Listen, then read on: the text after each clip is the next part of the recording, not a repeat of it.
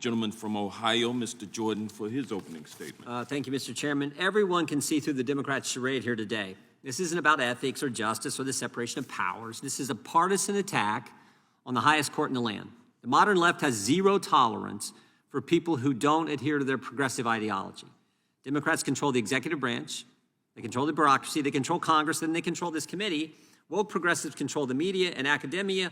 They are making inroads in big business, and they control most of big tech. They used to control all of big tech until a couple of days ago, and just the fact that one part of big tech may, in fact, now recognize free speech and the First Amendment, they're going crazy. But there's one place of power that the Democrats don't control, and they can't stand it. They can't stand the fact that they don't control the United States Supreme Court.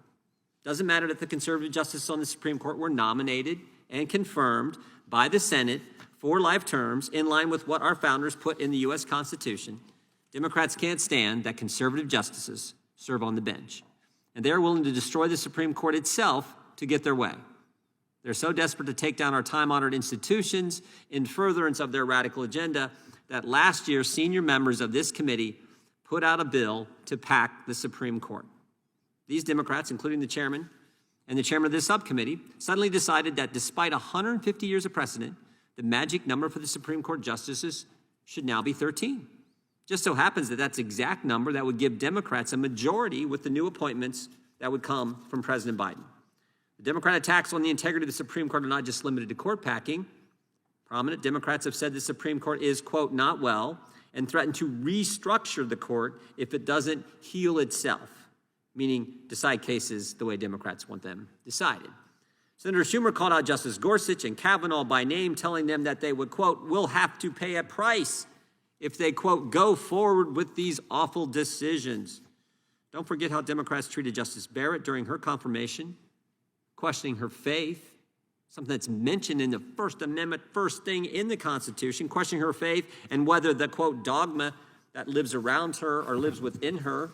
And everyone remembers the public character assassination that Democrats committed against Justice Kavanaugh. These Democrats' attacks aren't new.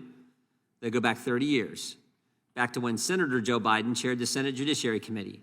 Senator Biden's attacks were so egregious, they yielded a new verb, whole new word, borking, named after President Reagan's nominee to the Supreme Court in 1988, Judge Robert Bork. The dictionary defines borking as attacking or defeating unfairly through an organized campaign of harsh criticism or vilification. Think about that. Senator Biden's attacks were so bad, the dictionary had to create a new word to describe them. But the attacks were successful, and Judge Bork pulled his nomination. In 1991, Senator Biden tried it again on Justice Thomas. We are fortunate that the country is fortunate that Judge Thomas withstood these unfair attacks and is now Justice Thomas.